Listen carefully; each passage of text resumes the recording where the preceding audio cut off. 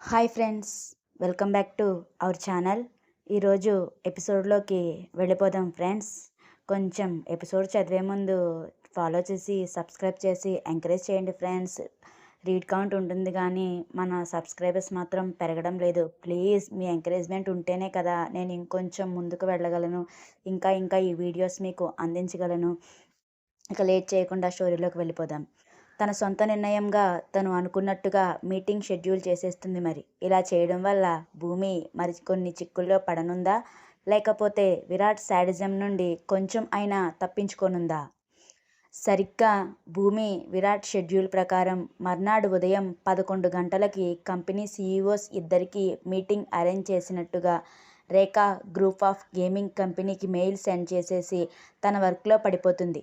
ఆ మెయిల్ కోసమే ఎదురు చూస్తున్న ఆ కంపెనీ సీఈఓకి మెయిల్ చూడగానే 1000 ఏనుగుల బలం వచ్చేసినంత హ్యాపీ ఫీల్ అయిపోతాడు. ఆ హ్యాపీనెస్ని ఎవరికి షేర్ చేసుకోవాలో తెలియక, ఆ హ్యాపీనెస్ని ఎలా రిసీవ్ చేసుకోవాలో అర్థం కాక, ఆనందంలో ఉబ్బి తబ్బిబ్బై తను ఎక్కడున్నది చూడకుండా పిచ్చిగా డ్యాన్స్ చేస్తూ గంతులు వేసేస్తాడు ఆ పర్సన్. రేయ్, నువ్వు నిజంగా ఈ మెయిల్ని ఒప్పుకున్నావా? అంటే మనం కలవడానికి నువ్వు ఒప్పుకుంటున్నావా? నన్ను క్షమించేశావా వీరా? ఎన్ని రోజులైందిరా నిన్ను చూసి. ఎన్నిసార్లు కలుద్దామని ట్రై చేసినా ప్రతిసారి ఏదో ఒకలాగా నా అడుగుని ఉన్న చోటే ఆగిపోయేలా నీ కోపంతో ఏదో ఒకటి చేసి రిజెక్ట్ చేసేవాడివి. కానీ నువ్వు ఎప్పుడు నా కంపెనీతో కొలాబరేట్ అవ్వడానికి ఒప్పుకున్నావంటే ఖచ్చితంగా ఇది హ్యాపీ అవ్వాల్సిన విషయమేరా. ఈ ఆనందంలో ఏం చేయాలో కూడా తెలియడం లేదు. God, thank you very much, thank you so much. ఇన్ని రోజులకు నా బెస్ట్ ఫ్రెండ్ని చూసే అవకాశం కల్పిస్తున్నావు. అలానే వాడి కోపాన్ని కూడా తగ్గించి దానికి మార్గం చూపించు గాడ్ అని ఆనందంతో కన్నీళ్లు వచ్చేస్తుంటే వాటిని తుడుచుకుని వెంటనే ఈ విషయం సునీత గారికి చెప్పాలని గబగబా ఫోన్ అందుకుని డయల్ చేస్తారు. ఎప్పుడూ లేనిది ఆ రోజంతా కూడా హ్యాపీగా తన కొడుకు సమస్య తీరిపోతుంది అన్న ఆనందంతో రోజు కన్నా డబుల్ హుషారుగా ఇంట్లో వాళ్ళందరి చేత పనులు చేయిస్తున్న సునీత గారికి రింగ్ అవుతున్న ఫోన్ చూసి అందులో నెంబర్ని గుర్తుపట్టి వెంటనే లిఫ్ట్ చేసి రే బంగారం అని ఆనందంగా పిలుస్తూ చెవి దగ్గర పెట్టుకుంటారు. అత్తా అని ఫోన్లోనే గట్టిగా అరిచేస్తూ వాడు ఒప్పుకున్నాడు అత్తా, ఒప్పుకున్నాడు అని ఆనందంతో గట్టిగా అరిచేస్తారు అవతల ఉన్న వ్యక్తి. ఆ పర్సన్ ఆనందానికి సునీత గారు కూడా ఆనందపడిపోతూ రే బంగారం, ఏమైందిరా అంత ఆనందంగా ఉన్నావు? విరాట్ నీతో మాట్లాడాడా అని ఆ పర్సన్ కన్నా డబుల్ హ్యాపీనెస్తో అడుగుతారు సునీత గారు. లేదత్తా, లేదు. కాకపోతే వాడు నా కంపెనీతో కొలాబరేట్ అవ్వడానికి, డీల్ సెట్ చేయడానికి మీటింగ్ అరేంజ్ చేయమని చెప్పినట్టున్నాడు అత్తా. టైమింగ్తో సహా రేపు వాడి ఆఫీస్లో మీటింగ్ అరేంజ్ చేస్తున్నట్టుగా నాకు మెయిల్ చేశాడు అత్తా. రేపే నేను బెంగళూరు వచ్చేస్తున్నాను అని ఆనందం తన అత్తతో షేర్ చేసుకుంటారు ఆ పర్సన్. ఎందుకైనా మంచిది, విరాట్ ఒప్పుకున్నా ఒప్పుకోకపోయినా ఒకసారి బెంగళూరు వెళ్ళి తన అత్తని కలుసుకోవాలని ఆల్రెడీ ఫ్లైట్ టికెట్ బుక్ చేసుకుని ఉండడంతో వెంటనే లగేజ్ ప్యాక్ చేసుకోవడానికి ఇంటికి వెళ్ళిపోతాడు ఆ పర్సన్. మరి ఈ పర్సన్ ఎవరో ఆలోచించండి ఫ్రెండ్స్. అలా ఆ రోజు కొద్దిగా కష్టంగా ఇష్టంగా వర్క్ని పూర్తి చేసి విరాట్ శాడిజాన్ని పూర్తిగా సాటిస్ఫైడ్ చేసి భూమి తన ఫ్రెండ్స్తో తమ రూమ్ దారి పడితే ఇంకొంచెం సేపు వర్క్ చేసి విరాట్ ఎప్పటిలా ఆఫీస్ నుండి పబ్లో తేలుతాడు. అక్కడ కూడా రొటీన్. మందు తాగడం, తన వంక కోరికగా చూస్తున్న అమ్మాయిల్ని చూసి వాళ్ళని అసహ్యంగా చూస్తున్న ఆ చూపు మరొక రకంగా అర్థం చేసుకుని నేరుగా విరాట్ ఒడిలో వాళ్ళు వాలిపోవడం, విరాట్ కోరికను తీర్చేసి విరాట్ ఇచ్చిన డబ్బుల కట్టను ఆనందంగా పట్టుకుని వెళ్ళిపోవడం రొటీన్గా జరిగిపోయి అందరి జీవితాల్లో నుండి ఆ రోజు పేజీని సక్సెస్ఫుల్గా చింపేసి క్యాలెండర్లో మరొక రోజుని తీసుకొచ్చేస్తారు. భూమి కాఫీ అని బెడ్ మీద నుండే నిద్రమత్తు వదలక అటు ఇటు దొర్లుతున్న హాసిని గగ్గోలు పెడుతున్న బాబాని రోజూ అడిగే కోరిక అయినా ఇంకొంచెం కాకా పడుతూ విరాట్ సాడిజం నుండి తప్పించమని ఇంకొంచెం ఎక్కువసేపు బ్రతిమాలే పనిలో బిజీగా ఉన్న భూమికి ఆ అరుపులేవి చెవికి ఎక్కవు. చా, ఏమైంది భూమికి? అడిగిన వెంటనే కాఫీ తీసుకొచ్చేది ఏం చేస్తుంది అని రూమ్ నుండి బయటికి వస్తుంది హాసిని. బాబాని వదలని తుమ్మజిగురులా అంటుకున్న భూమిని చూసి, హే భూమి, ఏమైందే ఈరోజు అంతసేపు పూజ చేస్తున్నావు అని ఆశ్చర్యంగా అడుగుతుంది. అయినా కూడా డిస్టర్బెన్స్ ఆఫ్ ఇండియాలా డిస్టర్బ్ చేయడానికి పనిగా పెట్టుకున్న హాసిని డిస్టర్బెన్స్ని పట్టించుకోకుండా మరొక పావుగంట వరకు తీరికగా బాబా పూజ చేసుకుని అప్పుడు హాసిని అడుగుతున్న కాఫీ తీసుకువచ్చి చేతిలో పెడుతుంది. ఓహో! పూజ చేసుకుంటుంటే కాఫీ అడిగానని మేడం గారికి కోపం వచ్చినట్టుందే. అందుకే ఈ మాటలు లేకుండా స్ట్రైక్ చేస్తున్నట్టుంది అని సక్సెస్ఫుల్‌గా భూమి మౌనాన్ని పూజలో డిస్టర్బ్ చేసినందుకు అని తనే ఫిక్స్ అయిపోయి, భూమి ఇచ్చిన కాఫీ పూర్తి చేసేసి రెడీ అవ్వడానికి వాష్‌రూమ్‌లోకి వెళ్ళి 15 నిమిషాలకు రెడీ అయ్యి భూమి ఎదురుగా డైనింగ్ టేబుల్ దగ్గర టిఫిన్ ప్లేట్ పట్టుకుని కూర్చుంటుంది మన హాసీ బేబీ. హే బాబా! ఈరోజు కూడా ఈ బోరింగ్ ఉప్మానా? సాయిబాబా, నీకోసమైనా సరే ఏ పూరీనో, పెసరట్టు ఉప్మానో, లేకపోతే ఏ వడనో చేయొచ్చుగా ఈ భూమాత అని అనగానే విరాట్ కూడా తనని భూమాత అని పిలవడం గుర్తొచ్చి కోపంగా హాసిని చేతిలో ఉన్న ఉప్మా ప్లేట్ లాగేసుకుంటుంది భూమి. ఓసి నీ యంకమ్మ, ఏమైందే అసలు ఉదయం నుండి మాట్లాడకుండా ఇలా స్ట్రైక్ చేస్తున్నావు. ఇప్పుడు ఎందుకు నా ఉప్మా లాగేసుకున్నావు అని ఉక్రోషంగా అడుగుతుంది హాసిని. ఇంకోసారి భూమాత, గోమాత, ఆకాశమాత అని పిలిచావనుకో ఉప్మా కాదు కదా ఫెవికాల్ ఏసిచ్చేస్తా. అయినా 2 రోజులు tiffin and lunch, dinner, tea, coffee ఇవన్నీ కట్ చేసి పడేస్తాను ఏమనుకుంటున్నావో అని సీరియస్గా చెప్పి ఉప్మా ప్లేట్ డైరెక్ట్గా కిచెన్లోకి పట్టుకుపోతుంది భూమి. అదేంటే నీ పేరు భూమి, భూమాత అనడంలో తప్పేముంది? అయినా నా ప్లేట్ నాకిచ్చెయ్, నాకు ఆకలేస్తుంది అని అంటూ భూమి కూడా వెనకే తోకలా పోతుంది హాసిని. ఇవ్వను. ఇంకోసారి నువ్వు నన్ను భూమాత అని పిలవకుండా ఉండాలంటే ఇదే పనిష్మెంట్. ఇంకా ఇదే ఉప్మా నీకు నైట్‌కి కూడా పెడతాను. ఇది ఎందుకో తర్వాత చెప్తాను అని కోపంగా చెప్పేసి హాసిని ప్లేట్ మీద ఇంకొక ప్లేట్ బోర్లించేసి ఇద్దరి క్యారేజ్ బాక్సెస్ పట్టుకుని బయటికి వచ్చేస్తుంది. వెనకాలే తన కడుపు మార్చినందుకు భూమిని తిట్టుకుంటూ ఉసూరుమంటూ వస్తుంది హాసిని. ఇదే తంతు ఆ సందీప్ ఇంకా వినీత్ దగ్గర కూడా జరిగి వాళ్లతో కూడా పొడి పొడిగా మాట్లాడుతూ నేరుగా ఆఫీస్కి వచ్చేటప్పటికి బయటే వాళ్ల కోసమే ఎదురు చూస్తూ ఉంటుంది హిమ. ఓహో! ఈ హిమ క్రీమ్ కూడా ఇక్కడే ఉందిగా, డైలీ ఏదో ఒక డ్యూటీ అయిపోయింది ఈ పాపకి అని విసుగ్గా అనుకుంటూ, భూమి, ఇప్పటికైనా చెప్తావా నువ్వు ఎందుకంత కోపంగా ఉన్నావు అని అడుగుతాడు. డైలీ ప్లెజెంట్ స్మైల్తో పలకరించే నీ నవ్వు లేక నా డేనే ఎంప్టీ ఫీలింగ్ అయిపోయింది తెలుసా అని ఉక్రోషంగా అంటాడు సందీప్. రేయ్, నేను ఈరోజు ఈవినింగ్ నుంచి ఆఫీస్ అయిపోయిన తర్వాత మీతో రావడం కుదరదు. మీరందరూ వెళ్ళిపోండి అని సీరియస్గా అంటుంది వాళ్ళ మాటలకు సంబంధం లేకుండా భూమి. ఏంటి, ఉప్మా కోసం అలిగానని ఇలాంటి సీరియస్ డెసిషన్ తీసుకున్నావా అని హాసిని. ఏంటి, నిన్ను నవ్వమనడం కూడా తప్పైపోయిందా అని సందీప్ షాక్లో కప్పలా నోరు తెరిచేస్తారు. పాపం అసలు విషయం తెలిస్తే ఏమైపోతారో. ఫోన్లో చెప్పిన వ్యక్తి మాట ప్రకారం ఈరోజు తన కొడుకు బెస్ట్ ఫ్రెండ్ని 3 సంవత్సరాల తర్వాత కలవబోతున్నాడు అని వాళ్ళ మధ్య ఉన్న గొడవలు అన్నీ తీరిపోయి మళ్ళీ ఇద్దరూ మునుపటిలా మారిపోవాలని తనకు ఎంతో ఇష్టమైన శివయ్యని వేడుకోవడానికి తన భర్త ఆఫీస్కి వెళ్ళగానే కారులో బయలుదేరతారు సునీత గారు. గుడి ముందు కారు ఆగగానే దిగి చెప్పులు బయటే విడిచేసి శివయ్యకు ఎంతో ఇష్టమైన అభిషేకానికి కావలసిన సామాగ్రి తీసుకుని గుడి బయటే టాప్ దగ్గర కాళ్ళు శుభ్రంగా కడుక్కుని గుడిపైకి వెళ్ళాలంటే కనీసం 30 మెట్లు అన్నా ఎక్కాలి అని ఆ మెట్లన్నీ ఎక్కి శివయ్య దర్శనం చేసుకుని తన కొడుకు ఇంకా తన బెస్ట్ ఫ్రెండ్ పేర్ల మీద అర్చన జరిపిస్తారు. అర్చన అనంతరం పంతులుగారు అందిస్తున్న హారతి కళ్ళకు అద్దుకుని అందిస్తున్న ప్రసాదం ఇంకా తీర్థం సటగోపం అందుకుని మరొకసారి శివయ్యను దర్శించుకుని గుడి మండపంలో కాసేపు కూర్చుంటారు ఆవిడ. ఇంతలో తల్లి, వద్దే, నా ఆరోగ్యం కోసం నువ్వు ఇలాంటి పూజలన్నీ చెయ్యొద్దమ్మా. నువ్వు నీ పెళ్ళి అవ్వాలని కోరుకో.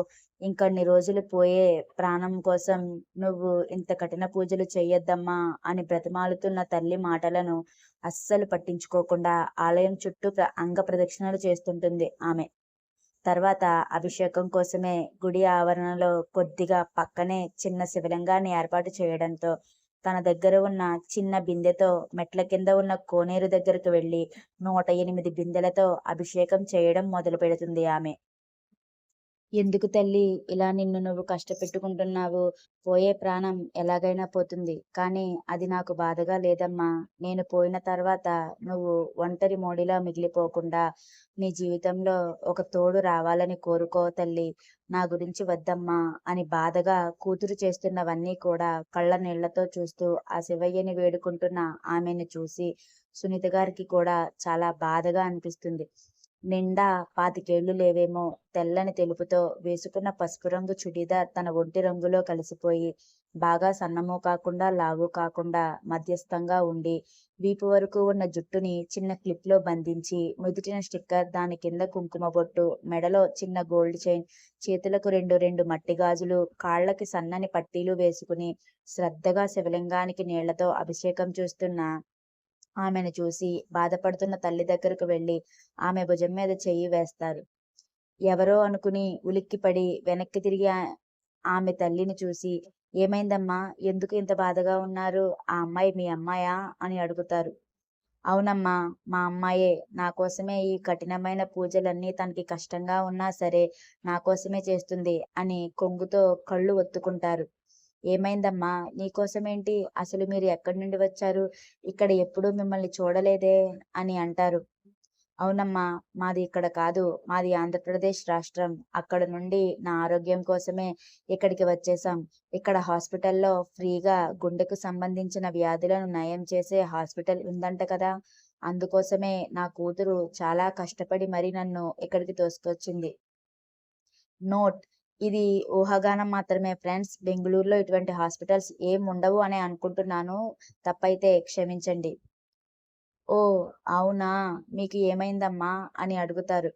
ఏమైందంటే ఏం చెప్తానమ్మా, నా భర్త బ్రతికున్నంత కాలం నన్ను నా కూతుర్ని కాళ్ళు కింద పెట్టకునివ్వకుండా చూసుకున్నారు. అయినా నేను నా కూతురు పెద్ద ఆస్తిపాస్తులేమీ లేకపోయినా ఉన్నంతలో తృప్తిగా జీవించేవాళ్ళం. కానీ అనుకోని ప్రమాదంలో, ఆయన రోడ్డు ప్రమాదంలో చనిపోయాక ఒక ఏడాది పాటు నా కూతురు సంపాదన మీదే ఇల్లు గడిచేది. అలా కూడా ఆ దేవుడు మమ్మల్ని చూడలేకున్నాడేమో.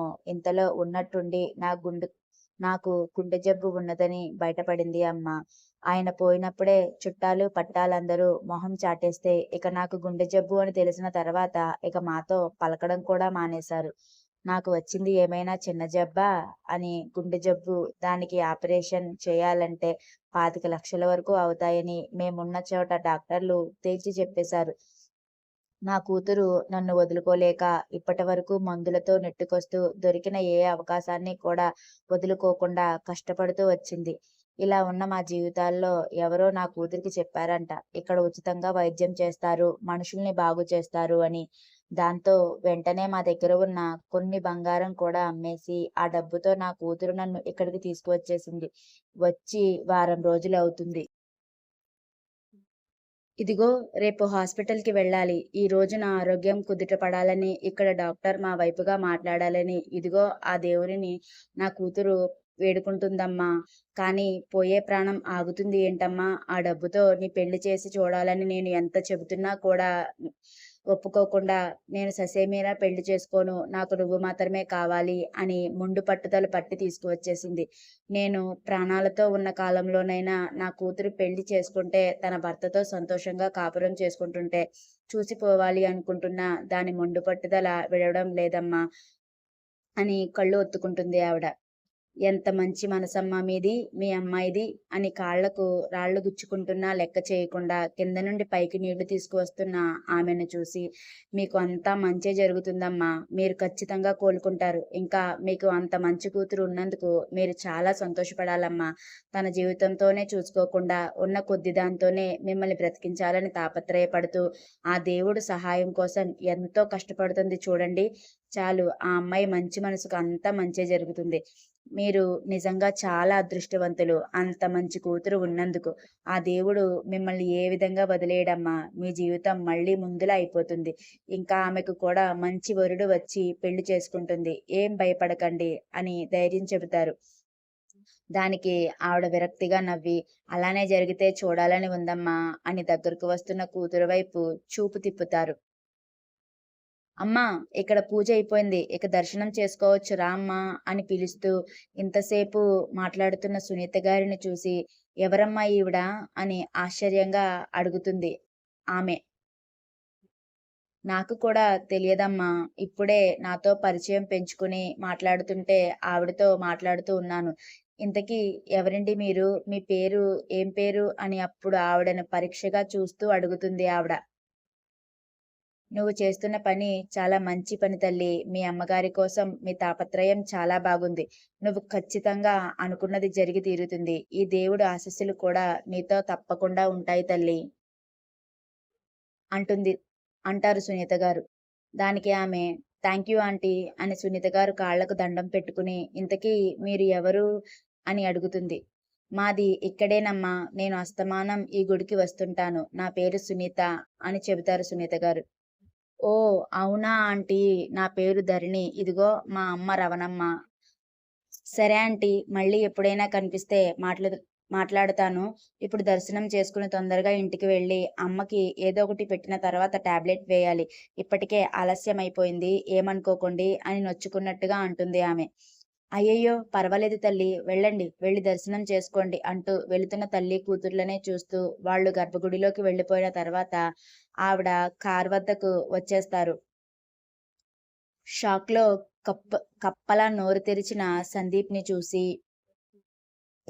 బాబు ఆ నోరు ముయ్యి, లేకపోతే దోమలు లోపల హౌస్ కట్టుకుని వాళ్ళ పిల్లలతో లైఫ్ స్టార్ట్ చేసేయగలవు అని సందీప్ని వెటకారంగా వెక్కిరించి, ఏమైంది భూమి, ఎందుకు ఈవినింగ్ నుండి మాతో రానంటున్నావు అని డౌట్గా అడుగుతుంది హిమ. వినీత్ అంత చొరవగా అడగలేదు, కానీ తన కళ్ళల్లో కూడా అదే భావం, ప్రశ్న కదలాడుతుంటాయి. ఏం లేదు హిమ, నేను ఈ రోజు నుంచి సార్కి పిఏగా సెలెక్ట్ అయ్యాను. మీతో పాటు రావడానికి అవదేమోనని. ఎందుకంటే సార్కి ఆఫ్టర్ 5 కూడా మీటింగ్స్ ఉంటాయి కదా, ఒక్కొక్క రోజు ఆలస్యం అవుతుంది, ఒక్కొక్క రోజు తొందరగా అయిపోవచ్చు. అందుకని నాతో పాటు మీరు కూడా ఆఫీస్లో ఎందుకు ఎదురు చూడాలని అంటుంది భూమి. ఆ మాట వినగానే సందీప్ హాసినీలకు కరెంట్ షాక్ కొట్టినట్టుగా బిగుసుకుపోతారు. వాళ్ళు అలా అవ్వడానికి కారణం ఏంటంటారు? నెక్స్ట్ ఎపిసోడ్లో తెలుసుకుందాం ఫ్రెండ్స్. బాయ్. ప్లీజ్ సబ్స్క్రైబ్ చేసుకుని నన్ను ఎంకరేజ్ చేయండి ఫ్రెండ్స్. ఇలాంటి మోర్ వీడియోస్ ఎన్నో మీకు అందిస్తాను. ఇంకా నా ప్రొఫైల్లో చాలా చాలా స్టోరీస్ ఉన్నాయి, అవి కూడా తొందరలోనే మీ ముందుకు తీసుకొస్తాను.